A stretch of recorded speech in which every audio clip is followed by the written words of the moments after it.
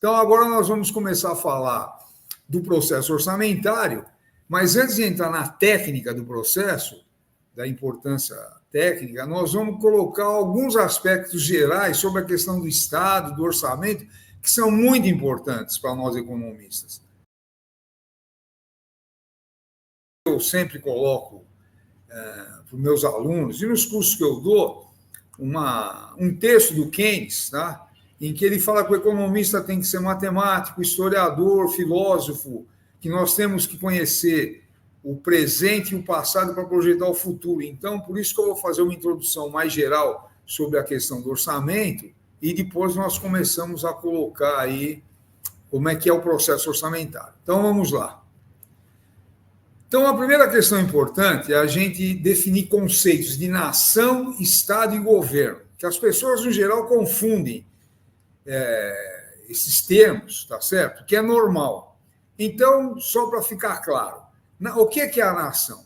A nação é um agrupamento de pessoas, tá? Geralmente tá, num território. Agora, o que são características para formar uma nação? Esses agrupamentos têm que falar a mesma língua, têm a mesma história e têm a mesma cultura e tradições. Por exemplo, no Brasil, nós brasileiros, todo mundo fala português. Isso é uma identificação da nação brasileira. Segundo, nós temos uma história única que dá características para o Brasil, para nós, o nosso comportamento. Então, um exemplo que eu dou muito, que eu acho que é importante. O Brasil teve quase 350 anos de escravidão. Isso é uma marca brutal na sociedade brasileira, da história brasileira. Inclusive da violência que existe contra parte da população. As pessoas mais marginalizadas que ganham menos são os negros no Brasil. Tá certo? Então, essa é uma característica. A outra é a grande propriedade. Tá? O Brasil foi baseado todo o desenvolvimento dele em propriedades rurais, e isso teve um impacto enorme na nossa formação cultural. Tá?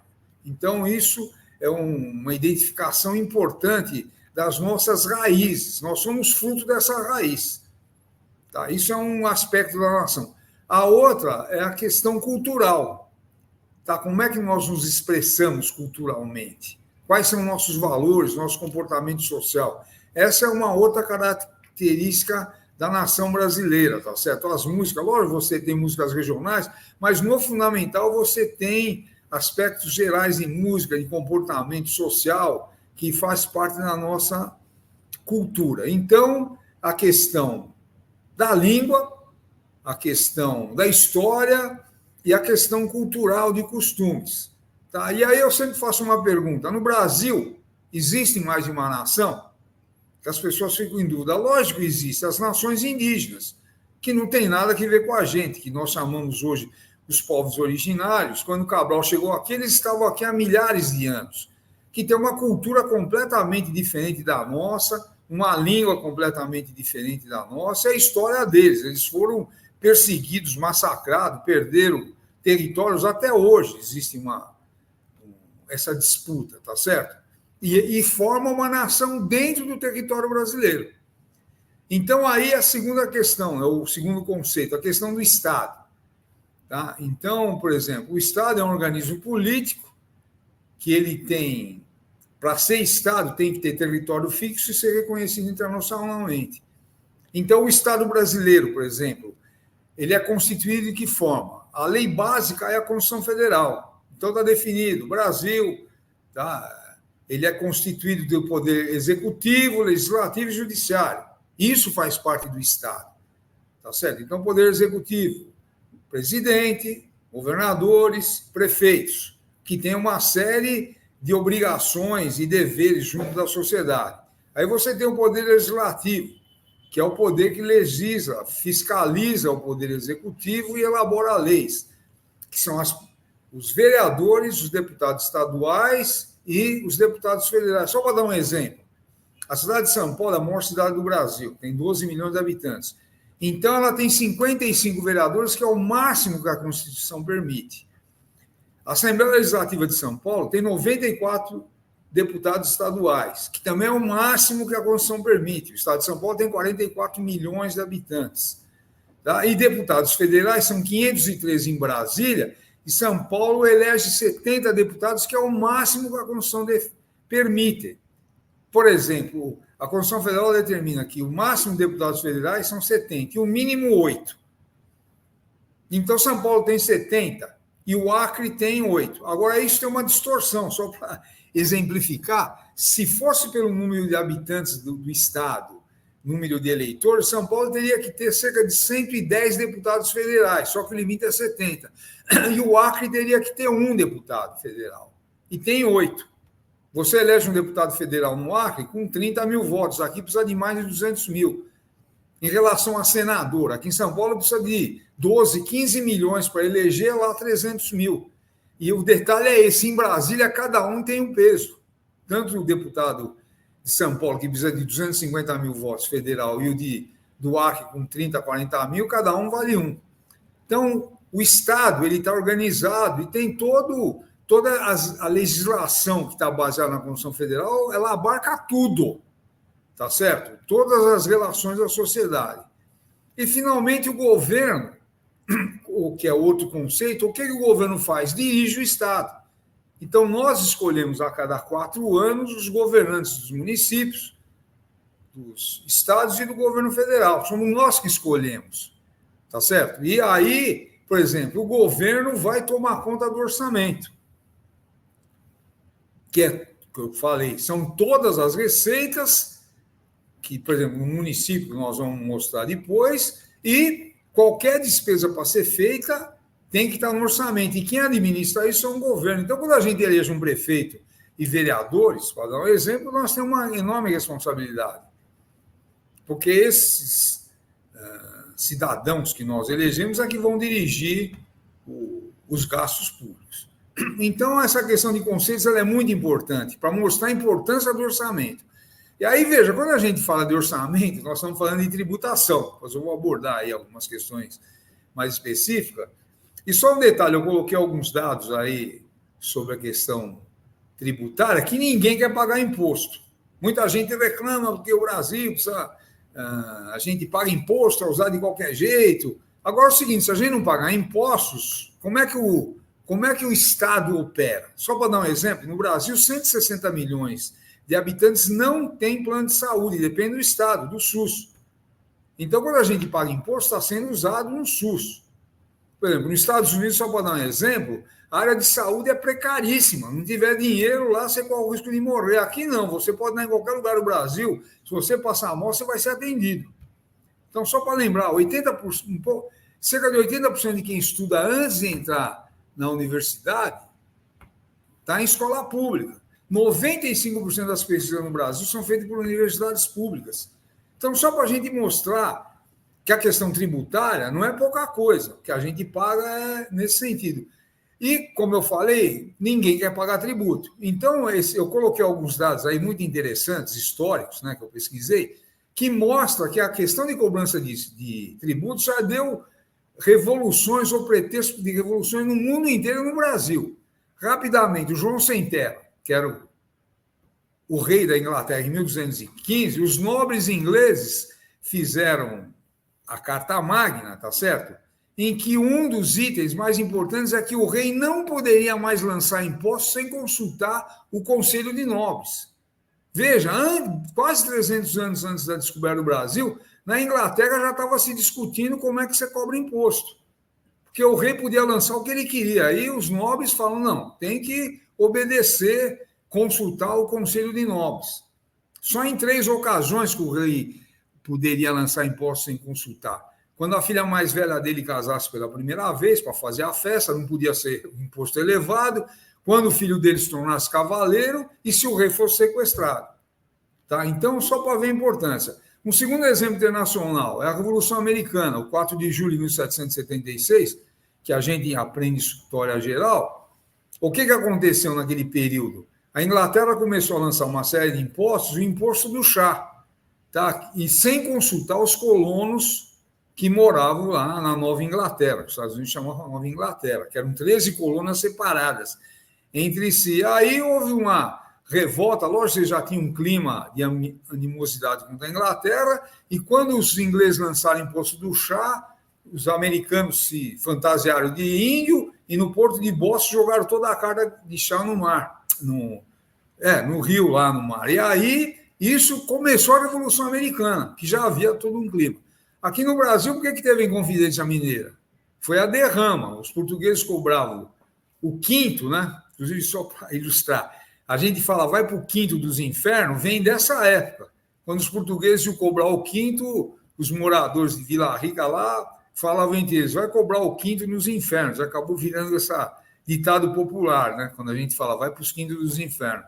E aí os portugueses estavam achando que estava havendo sonegação de pagamento do ouro e fizeram a derrama, que era uma cobrança extraordinária. Aí os mineiros lá se reuniram para poder tentar libertar a região, o Brasil, do domínio português. Tá? Então, era cobrança de tributos.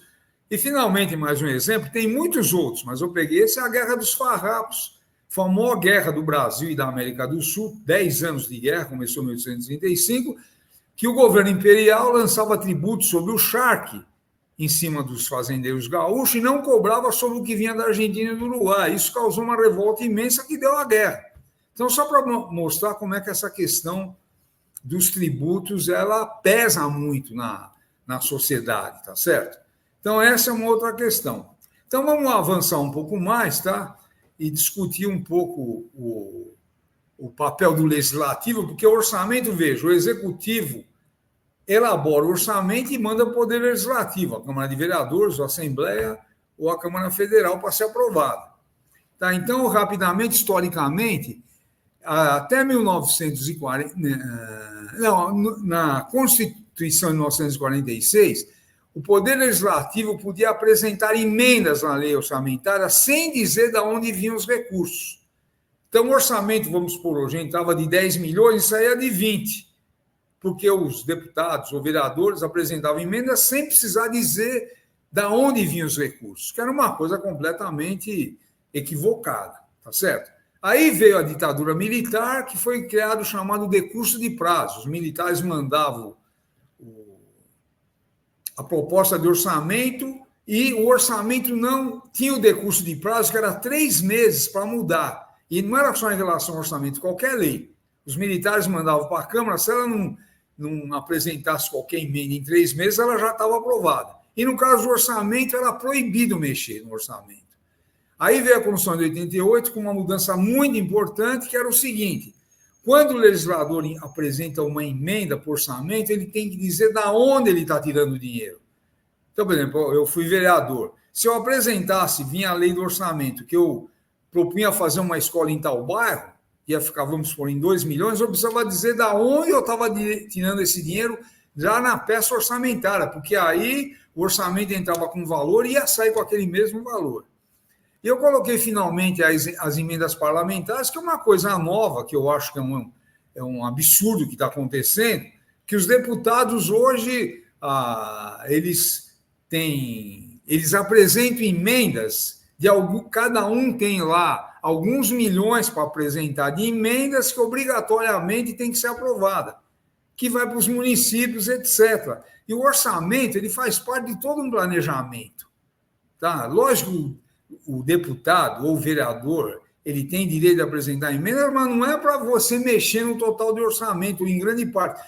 Esse ano aqui foram 44 bilhões de emendas, que vai lá para os municípios que o deputado tem relações e que, no fundo, ele está lá cevando lá vereadores, prefeitos, para continuar como deputado, que eu acho que é um equívoco enorme. Eu quero repetir, o Legislativo tem direito, mas não nesse nível de apresentar emendas. Tá? Então, só para a gente ver esses aspectos mais gerais. Então, avançando um pouco mais, nós vamos discutir agora as funções do governo, rapidamente. E eu quero recolocar isso tudo que nós estamos vendo tem que ver com o processo orçamentário, com a arrecadação e despesas públicas. Nós precisamos ter essa visão mais geral. Então, quais são as funções do governo? Primeiro, a função alocativa. É o governo que tem condições de saber o que o Brasil precisa. Por exemplo, vamos pegar em nível macroeconômico. Tá certo? Você tem o governo federal, ele tem uma visão através do planejamento de que aonde precisa fazer universidade, escola, aonde precisa investir em saúde, quanto é que vai ficar para gastar para a Previdência, tá certo? A infraestrutura do país, como é que você vai desenvolver isso, portos, aeroportos, estrada de ferro. Então, o governo tem uma visão geral. Então, esse é um papel do governo, alocar os recursos para o país. Se você pega um município, vamos ver o prefeito lá, com a equipe dele, que as prefeituras devem ter arquitetos, engenheiros, ou empresas que têm esses profissionais que ajudem o prefeito a ver quais são os problemas do município, onde é que precisa de escola, de creche, o que precisa fazer de estrada, na área de saúde, onde é que está faltando, tá certo? Então, você tem que ter primeiro, que faz parte do planejamento, essa função alocativa. A segunda função é distributiva do governo, tá certo? Nós vivemos, por exemplo, numa sociedade com uma renda brutalmente concentrada e o governo federal, por exemplo, que define leis para distribuir a renda no Brasil. E isso esses dados aí sobre as ações do governo estão em qualquer livro de economia do setor público. E basicamente, como é que o governo distribui? Cobrando tributos de quem tem mais condições de pagar e transferindo renda para a população de baixa renda. Então, por exemplo, você tem a LOAS, né, que é a Lei Orgânica de Assistência Social, que uma família que tem renda per capita média de 1/4 do salário mínimo, e além de ter essa renda baixíssima, tem que ter uma pessoa com mais de 60 anos e alguma pessoa com um tipo de problema físico, mental, aí tem direito a receber um salário mínimo por ano.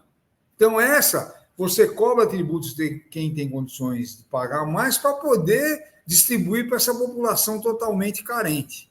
Tá certo? Então, essa é através da tributação que você vai dar a distribuição. E aí, finalmente, essa visão, a outra das ações do governo é a função estabilizadora. Que quem é que estabiliza a economia? Por exemplo, do ponto de vista se vai ter inflação ou não, não é o mercado ou um empresário, é a política pública do governo. Através dos seus instrumentos de política fiscal, monetária, cambial, ele mantém a estabilidade, por exemplo, para evitar a inflação. E a outra é a questão de você fazer o país crescer, também através de políticas públicas, por exemplo, a política fiscal. Se o governo gastar mais, a tendência é gerar mais emprego. Ou se ele gastar menos, é gerar menos emprego. E o impacto que isso tem no setor privado.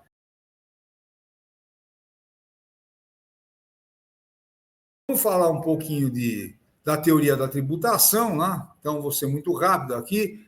Primeiro, por exemplo, quando você lança um tributo, procura se fazer da melhor forma possível, ou deveria se fazer.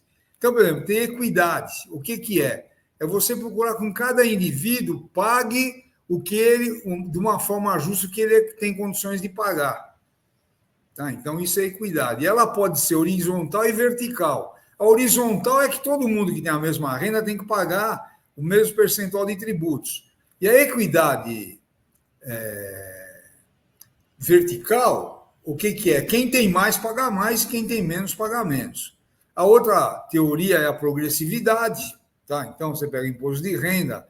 Só para dar um exemplo, o imposto de renda no Brasil, a alíquota máxima é 27,5%.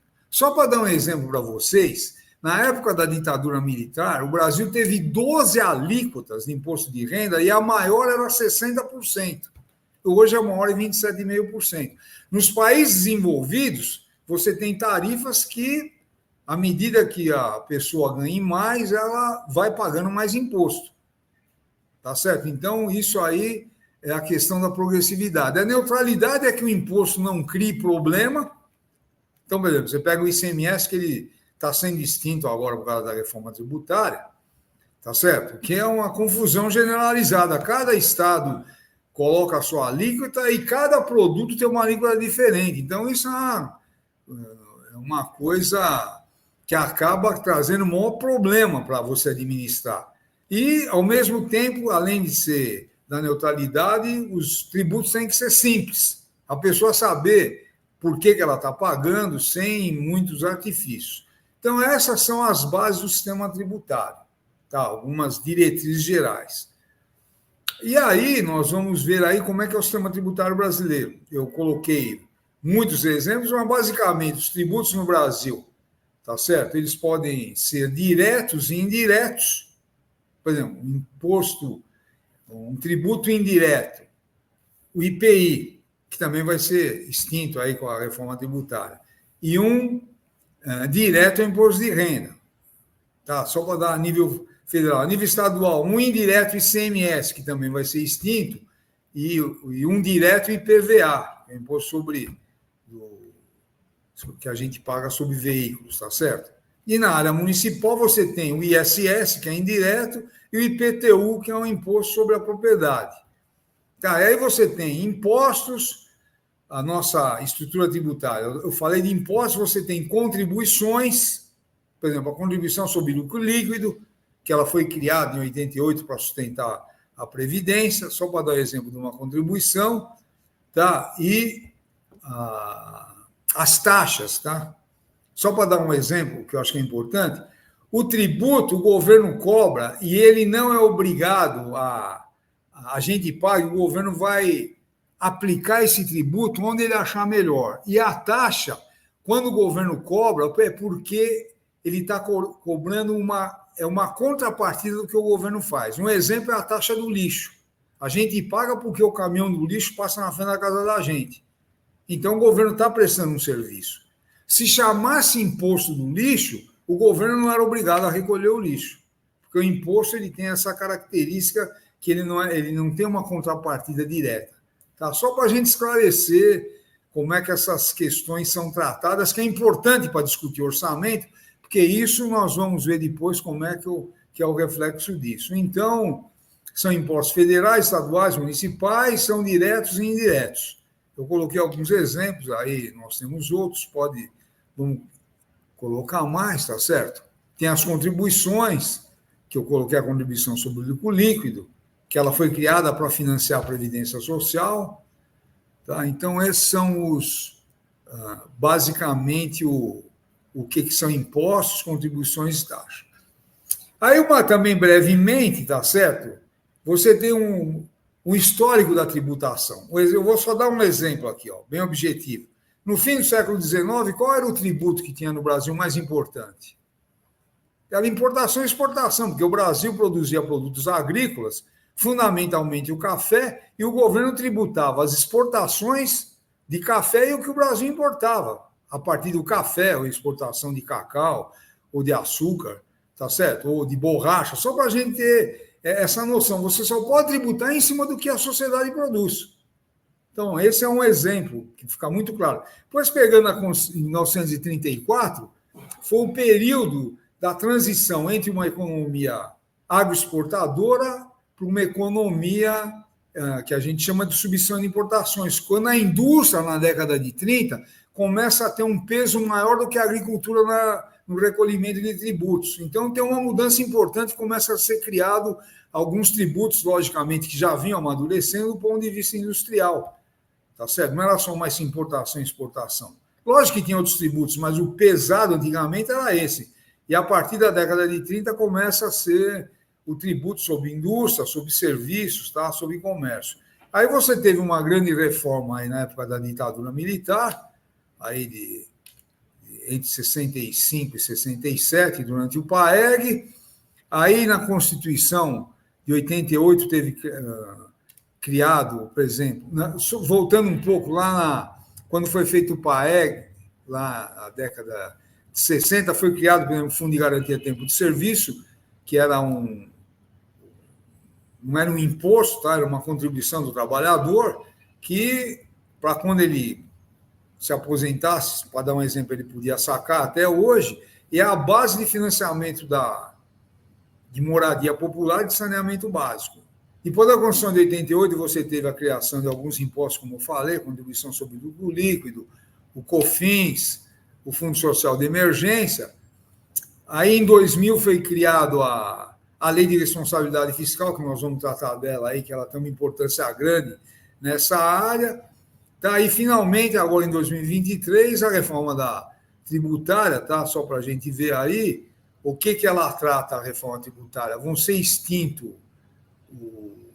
coloca a reforma tributária, vão ser extintos 3 tributos federais, tá certo? Que não está na tela aí, deixa eu colocar aí, põe mais aqui, ó. Então, o que é? Vai ser a criação do Imposto sobre Bens e Serviços, o CBS, vai ser extinto o IPI, o COFINS e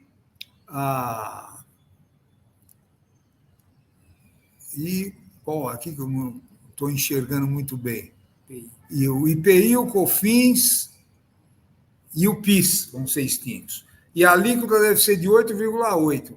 E o IBS, Imposto sobre Bens e Serviços, vão ser extintos o ICMS, que é estadual, e ISS municipal, e vai ser criado o IBS, que é cerca de 17,7% de tributos. Então, essa daí eu só assinalei, tá certo? Então, isso que eu estou colocando aqui é a estrutura para fazer o orçamento. A gente vem, o que eu coloquei lá desde o início, do que é a nação, o Estado, o governo. O Estado precisa de recursos para poder ter segurança pública, saúde, educação, pesquisa. Então, ele precisa cobrar tributos. Aí eu dei aquele histórico aí, nacional e internacional, de quando você vai cobrar tributo, que é o maior problema no mundo inteiro e no Brasil. Tá, aí algumas características da nossa estrutura tributária, federal, estadual, municipal, e tributos diretos e indiretos, tá certo? E, finalmente, essas questões aí. Aí, veja, por que o orçamento é importante, pessoal? Vamos lá. Ó. Primeiro, o orçamento, ele é um instrumento de planejamento. Infelizmente, no Brasil, se perdeu essa noção de planejamento. Tá? Principalmente com o advento do neoliberalismo, que falava que o mercado resolve tudo, e não resolve. Não é problema de ser contra o mercado. Aquele exemplo que eu dei, o mercado não resolve o problema da inflação. Quem tem que atuar é o governo, ou de gerar emprego, tá certo? Mas aí, com o advento do neoliberalismo, o que era? Que o Estado só atrapalha, precisa vender tudo quanto é estatal, tá certo? Então, isso aí desarticulou o planejamento, que é fundamental para a área pública. Tá? Só para dar exemplo, o último grande plano do Brasil foi o segundo PND, na época da ditadura militar. Depois o Brasil não teve mais plano, que veio a inflação, aquele absurdo, tá? E o Brasil ficou correndo atrás do prejuízo durante décadas. Agora, nós precisamos retomar a questão do planejamento nos municípios, nos estados e no governo federal, e isso você faz através do orçamento, do processo orçamentário, que eu vou colocar daqui a pouco. E que hoje, por exemplo, você tem aquela visão, o prefeito chega lá e fala, quanto é que é a inflação? 5%, então aumenta tudo em 5%. Perde essa noção, tá certo? Então, é instrumento de planejamento, é um instrumento de transparência, que é a nossa campanha, Orçamento Público com Transparência Popular. É fundamental você saber qual é a arrecadação que está sendo gasta. É um instrumento político que permite o governo tomar decisões políticas, ou investir em educação, saúde, infraestrutura, e um instrumento democrático. Tá certo? Se ele vai ser usado ou não é outra discussão, mas que possibilita a sociedade participar do que está sendo arrecadado, onde vai gastar, e o Poder Legislativo também. Então, o orçamento tem uma importância decisiva. E aí entra na questão do planejamento público, que o orçamento... Veja, o processo orçamentário, que eu vou colocar daqui a pouco, ele é constituído do plano plurianual, da lei de direção orçamentária e da lei de orçamento. Esse é um conjunto de planejamento, tá certo? E esse processo ele é fundamental, o processo orçamentário, o planejamento público, que no Brasil foi abandonado. Então, nós vamos recuperar essa questão.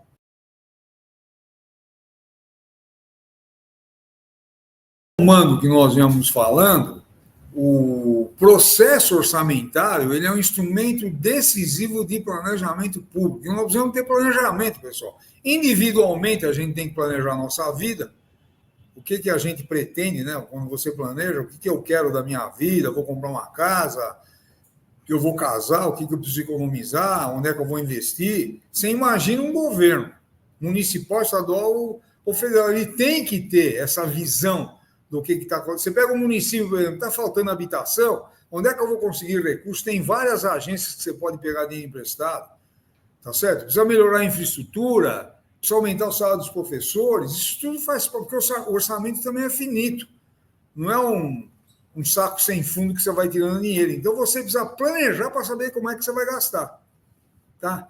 E, então, isso nós vimos agora, acabamos de ver. Então, o orçamento público ele tem uma base legal para ser feito. O orçamento público são 3 leis. A lei do plano plurianual, a lei de direção orçamentária e a lei do orçamento. Agora, para fazer essas leis, você tem o que de base? Primeiro, a Constituição Federal, que é do artigo 165 ao 169, trata lá de como é que você tem que fazer, como é que é o processo orçamentário. Eu quero repetir, a Constituição é o instrumento, é a lei mais importante do Brasil. Então, você tem a Constituição Federal, quem for fazer o orçamento tem que ter a Constituição lá. E aí você tem as constituições estaduais, que elas, no fundamental, copiam lá a Constituição Federal, mas lógico que cada estado tem alguma característica, e finalmente você tem a Lei Orgânica do Município, que é a Constituição Municipal, que também trata do orçamento. Tá, então, a base principal é a Constituição Federal, e você também tem que conhecer as constituições estaduais, a Constituição do seu estado e do município. Tá, essa é a primeira lei que dá a base para fazer o processo orçamentário. A segunda lei é a Lei de Responsabilidade Fiscal. Rapidamente, artigo 1º, essa lei complementar estabelece normas de finanças públicas voltadas para a responsabilidade da gestão fiscal, com amparo no capítulo 2, título 6 da Constituição Federal. Veja, a própria Lei de Responsabilidade Fiscal vai lá ter como referência a Constituição Federal. Então, essa é outra lei fundamental que a gente precisa ter. E a terceira lei é a Lei 4.320 de 64, que é uma lei básica. Ela é extremamente importante, porque lá estão todas as normas legais de como é que quais são as receitas, as despesas, como é que é a execução orçamentária, ela é fundamental. Então, essas são as 3 leis que dão a base para fazer o processo orçamentário. E, finalmente, eu coloquei aqui o Estatuto das Cidades, que não é que ele é uma base para fazer o orçamento, mas o Estatuto das Cidades, que é uma lei de 2001, ele coloca claramente que, por exemplo, todos os municípios do Brasil com mais de 20 mil habitantes têm que ter plano diretor, que é um plano que você analisa a situação da cidade, aí precisa ter arquiteto, engenheiro, pessoal da área de saúde, da área de segurança, tá, da área de educação, que você vai planejar o município por 10 anos. Depois você pode até refazer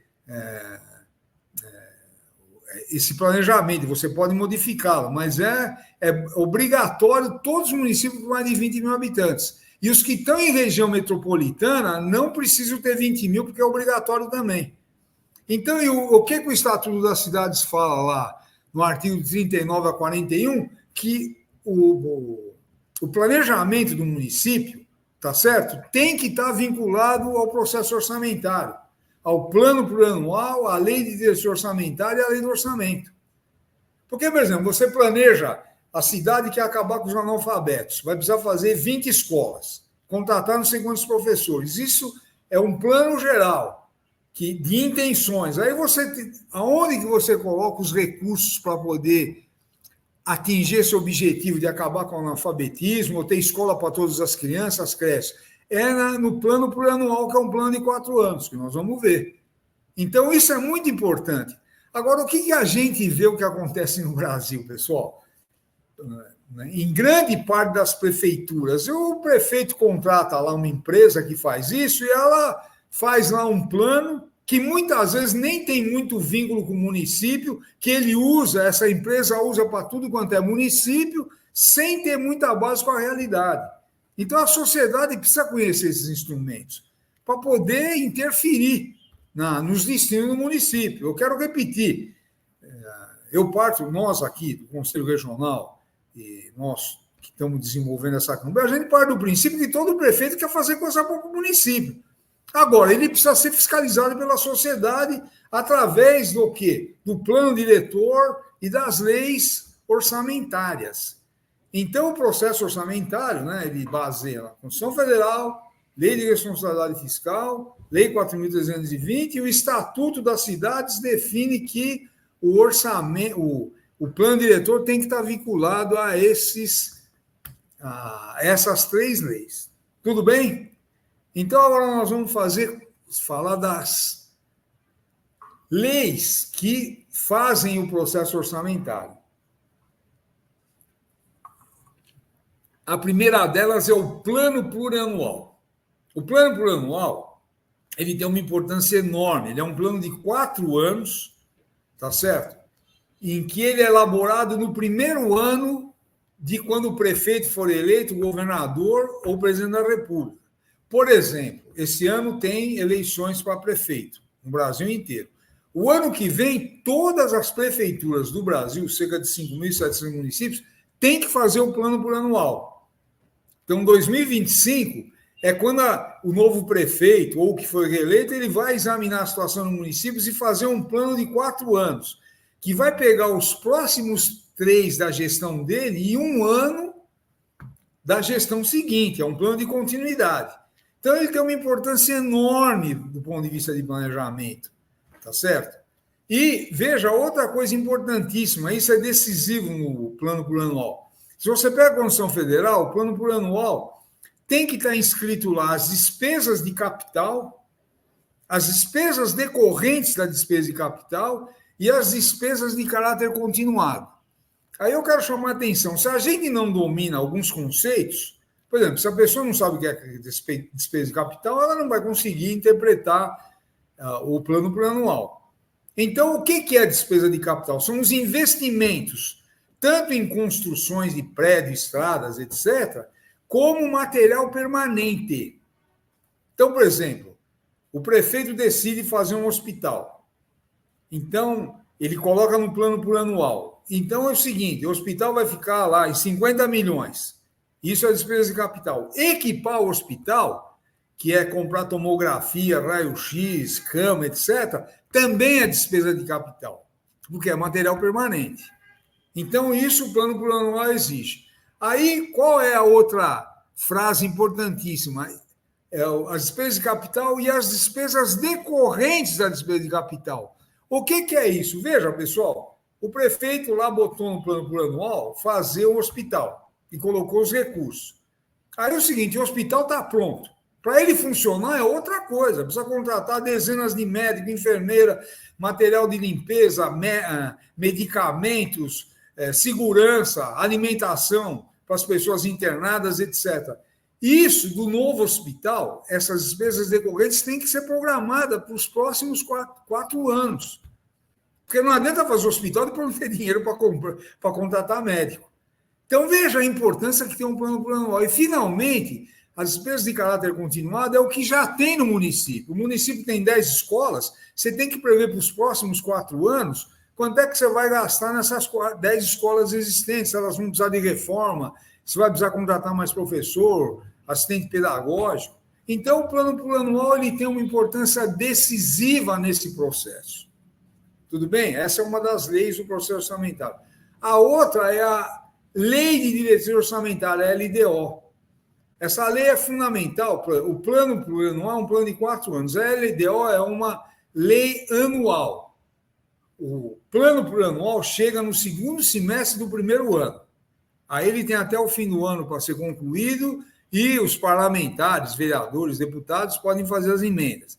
A LDO ela é apresentada mais ou menos até o dia 15 de abril e tem que ser concluída até o fim de junho.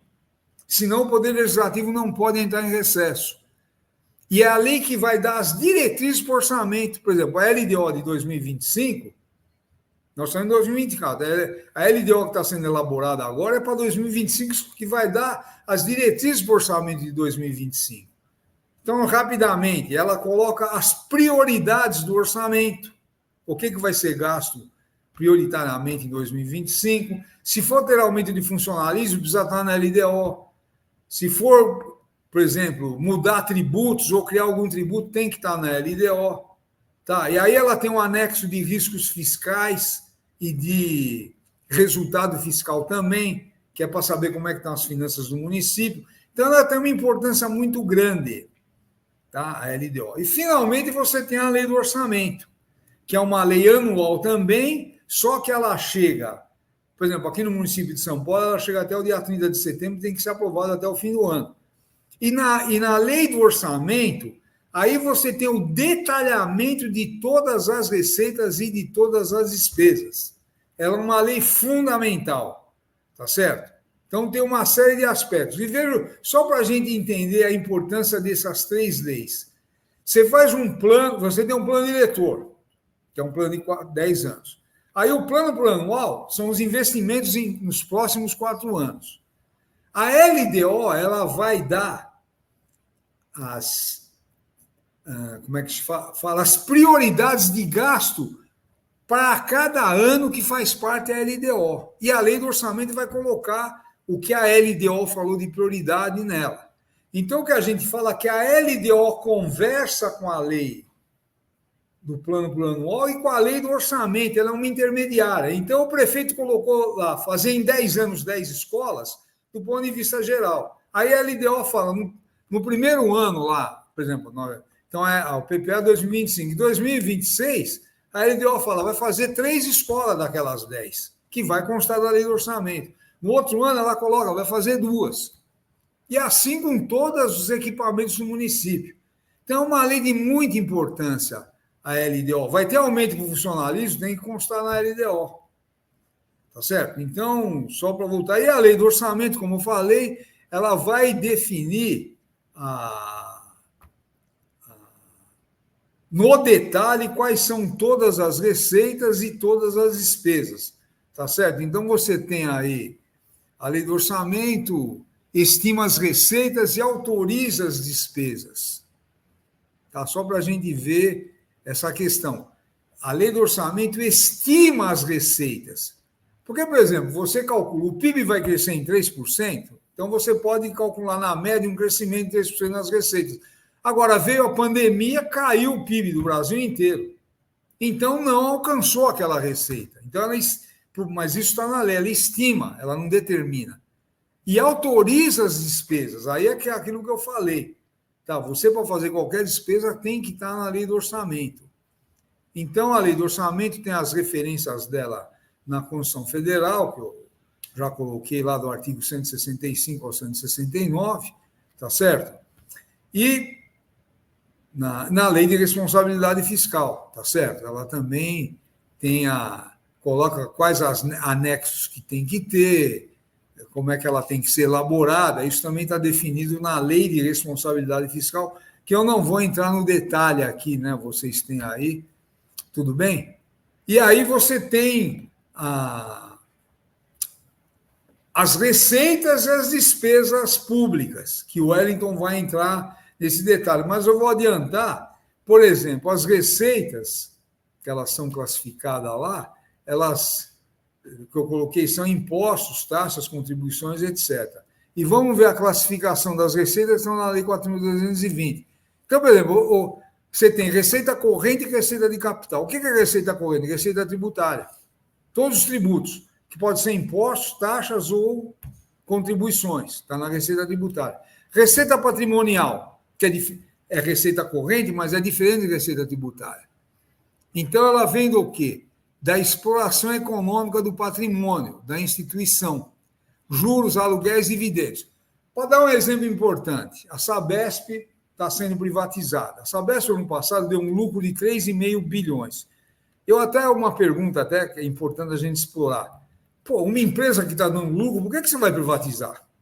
Eu sempre pergunto para os meus alunos, você tem uma empresa que está dando lucro, você vai privatizar? Por que o Estado tem que privatizar? Tá certo? Só para dar um exemplo claro. E aí é que está o detalhe. Esses 3,5 bilhões que entrou na conta da Sabesp, na distribuição de dividendos, por causa dividendo é quando você tem a ação da empresa. Eles entram no Tesouro Estadual e aí o governo pode usar em educação, saúde, etc. Por exemplo, a Petrobras tem um lucro de dezenas de bilhões de reais em 2020, 2022, 23, 2022 foi a maior distribuição de dividendo da história. As ações da Petrobras que pertencem ao governo, porque a Petrobras é uma empresa de capital aberto, tem ações na Bolsa de Valores. Se você tiver ações da Petrobras, quando ela distribui dividendos, você recebe os dividendos.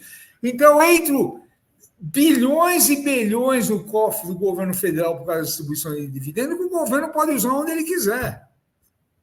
E isso é classificado como receita corrente patrimonial. Ou, por exemplo, a prefeitura tem um prédio e ela aluga esse prédio. O aluguel entra como receita patrimonial. Ou receita agropecuária. Para dar um exemplo, você tem um estado aí que tem 1.000 cabeças de gado, está fazendo uma experiência sobre produção de leite. Cada vaca dá 10 litros por dia. Então, você tem 10.000 litros. Se o governo vender esse leite, tem que ser classificado como receita agropecuária. E, nesse mesmo sentido, a receita de industrial e receita de serviço. Aí você tem as transferências correntes, tá certo? Que são, só para dar um exemplo, Fundo de Participação dos Municípios. É uma transferência de um fundo federal que vem para o governo municipal, que ele é composto pelo IPI e pelo Imposto de Renda do Brasil inteiro. Aí 25,5% vão para os municípios distribuídos, tem toda uma regra. Por exemplo, para São Paulo não pesa quase nada. Eu estive no Nordeste há um mês atrás, participando de um encontro de conselhos regionais. Aí veio uma representante do governo federal, segundo o dado que ela deu, 80% dos municípios no Brasil dependem da transferência do Fundo de Participação dos Municípios. Que, por exemplo, para esses municípios pesam muito, para São Paulo pesa nem 0,5% do orçamento, porque são regras de distribuição. Então, só para a gente... as receitas, elas são classificadas de forma muito clara que nós precisamos ler isso aí.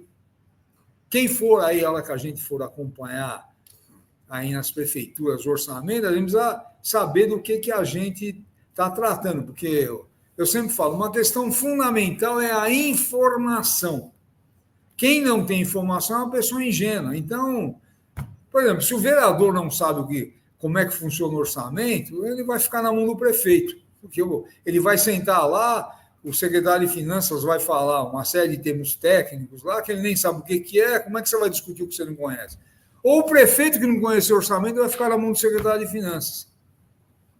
Tá certo? Só para a gente ter uma ideia. E eu quero repetir, tem um espaço enorme para nós economistas na área profissional, na área pública, que nós precisamos saber... aproveitar para isso, nós precisamos ter formação de orçamento. Esse curso, essas aulas que nós estamos dando aqui, que eu estou dando e o Wellington vai complementar, é para dar alguns aspectos gerais sobre a importância do orçamento e como é que a gente tem que compreender. E aí você tem as receitas de capital, tá certo? Por exemplo, operações de crédito, dinheiro emprestado que o município pega, tá? Do BNDES ou de algum organismo internacional, isso entra como receita operações de crédito. Alienação de bens, por exemplo, o município tem um prédio, ele vende o prédio. Então, isso entra como despesa, receita de capital, alienação de bens. Quando era o aluguel, era receita corrente. Como é a venda do bem, é receita de capital. Amortização de empréstimos, que são... Por exemplo, a prefeitura tem Banco do Povo. Ela empresta R$1.000 para o cara comprar lá, montar um barzinho lá para vender coisas, tá? E não tem capital. Aí a prefeitura empresta R$1.000 que ele vai pagar lá, vamos supor, em 20 vezes. Cada vez que ele pagar R$100, entra para o Tesouro como amortização de empréstimo. Transferência de capital é o dinheiro que ela recebe do governo do estado ou do governo federal para fazer investimento. Esse dinheiro não pode ser usado para pagar pessoal, nem para despesas com serviço de terceiro, material de consumo, de capital, é para construção ou compra de equipamentos e outras receitas de capital aí, que é bem geral. Então, essas são... Aí depois o Wellington vai entrar nesses detalhes, pode colocar para frente. Rapidamente. Isso aqui eu não vou entrar, porque é a classificação. No meu curso lá, quando eu dava na FAP, eu entrava nesse detalhe todos, porque você tinha muito tempo. E aqui nós estamos mais procurando despertar a importância do processo orçamentário. As despesas orçamentárias, elas servem para pagamento de pessoal, manutenção de serviço, investimentos e pagamento da dívida, tá certo? E veja, a despesa corrente você só classifica de uma forma, é a natureza da receita, a receita corrente e capital. E as despesas você tem 3 formas de classificar. Então, vamos ver lá um pouco. A primeira é institucional, que é institucional, que é você classifica, por exemplo, por secretarias. Então, você pega o orçamento da prefeitura, está lá, Secretaria de Educação, Saúde, Meio Ambiente, Segurança. Isso chama classificação institucional. Tudo bem? Aí você tem uma outra classificação que é funcional programática, que é função, que é outra forma de classificar. Por exemplo, função educação. No geral, a função educação tem mais dinheiro que a Secretaria de Educação, porque a função educação pode estar distribuída em várias secretarias. Por exemplo, secretaria... A construção de escolas está na Secretaria de Obras. Só que esse é um gasto com educação.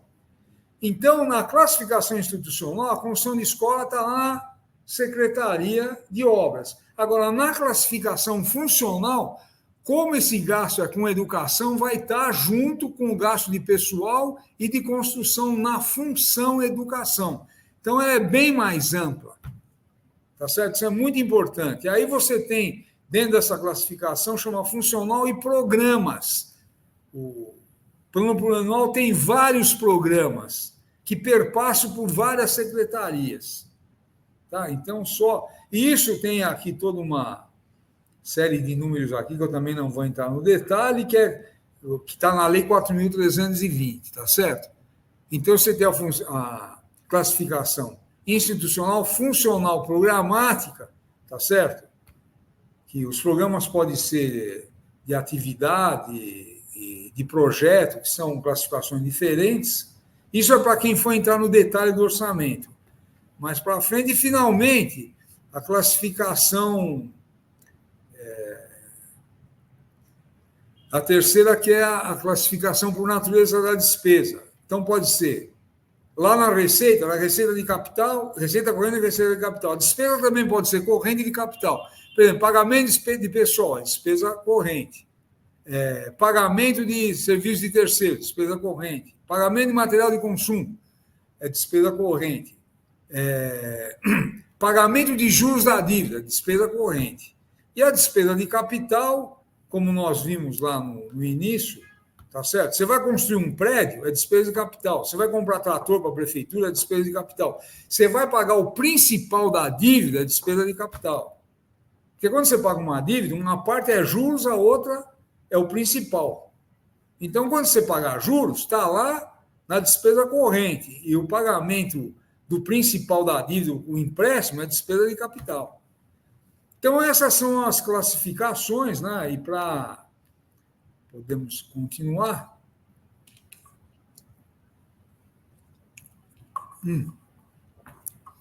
E, finalmente, vamos para a terceira. Isso aí a gente acaba. Tá. E aí eu só vou falar rapidinho, o terceiro. Aí o senhor pode falar. E, finalmente, deixa eu abrir a terceira. Nós já estamos com 1h04, tá? E, finalmente, antes de... Peraí. Deixa eu ver onde ela está aqui. Deixa eu iniciar aqui. Vai começar de onde? Pessoal, e finalmente, antes de passar para o Wellington, veja, a gente já tem uma visão geral do processo orçamentário, da base legal, Constituição Federal, Lei 4.320, Lei de Responsabilidade Fiscal e as leis de orçamento. Plano plurianual baseado no plano diretor. LDO, que ela se baseia no PPA, no plano plurianual, e a lei do orçamento. E para finalizar, o seguinte, aí nós classificamos as receitas e as despesas. Então, você tem todas as condições de elaborar o orçamento. E aí nós, economistas, temos um papel fundamental, pessoal. Que veja, como é, você pega a Lei 4.000, a Lei de Responsabilidade Fiscal, o artigo 12, olha, artigo 12, as previsões de receita observarão as normas técnicas e legais, considerando os efeitos das alterações da legislação, da variação do índice de preço, do crescimento econômico ou de qualquer outro fator relevante, tá? E serão acompanhadas de demonstrativos. Então, veja o seguinte, por que nós, economistas? Quem vai calcular, acompanhar o PIB somos nós. Porque, veja, o contador tem um papel extremamente importante, mas quem tem essa formação, se vai crescer ou não o PIB, baseado no quê? Na política monetária, cambial, na política fiscal.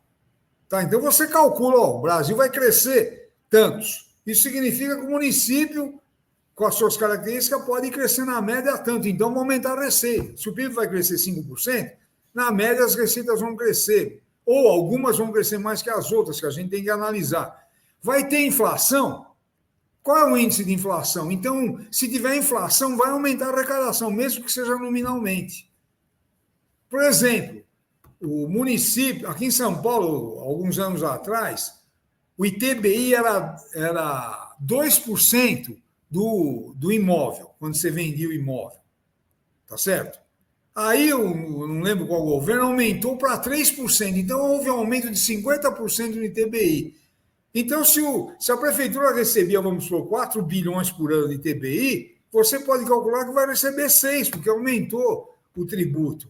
Aí você tem uma prefeitura que ela vai dar incentivos para uma empresa, uma indústria ir para lá, ou um centro de distribuição de mercadorias. Isso vai aumentar a arrecadação de ICMS do Estado, que vai repassar para o município, que o Estado repassa 25% do ICMS para o município, tá certo? Ou o município vai aumentar a sua arrecadação também. Tá? Então, somos nós que temos condições. E aí a questão do planejamento, só para dar... Aí você traz uma empresa para o município que vai abrir 200 vagas de trabalhadores, que vão aumentar a renda, vai ter mais farmácia, mais barbeiro, vai alugar mais casa, etc. Agora, se o município não estiver preparado, você pode ter um aumento de favelas. Por isso que é um planejamento, que você tem que examinar como é que estão esses indicadores. A empresa vai ser instalada, vai ter 200 novos empregos, que muita gente vai mudar para lá, precisa ter casa. Os postos de saúde têm condições de abarcar essa nova população. Isso faz parte de um planejamento que nós, economistas, vamos estar conversando com os planejadores, arquiteto, pessoal da saúde, de educação, vai ter mais aluno procurando escola, tem vaga nas escolas. Tá, veja, são questões que nós precisamos estar fazendo esse trabalho aí. Outro instrumento básico, do ponto de vista de previsão de receita, são as estatísticas. Como é que vem? Aí você tem na lei do orçamento, que eu não vou entrar aqui, você tem que ter 3 anos seguidos de estatística de quanto é que foi a receita, para você poder ter uma base real. A estatística é fundamental, tá certo? Essa é outro instrumento para fazer elaborar o orçamento, e as despesas também.